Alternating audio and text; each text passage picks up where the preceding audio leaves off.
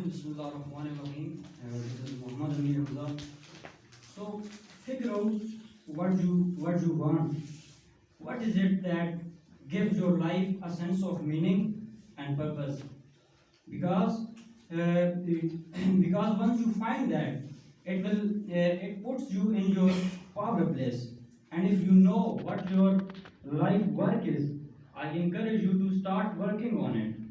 And if you cannot do it all at one time, do just little bit of it. And and if you don't know it that you showed up to do, you don't know that why are you here, then I encourage you to find out and what your purpose is and what is your meaning of life.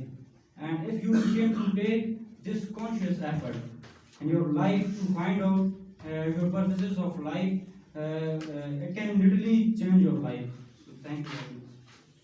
These are the words by Les Brown. Okay, thank you. Thank you.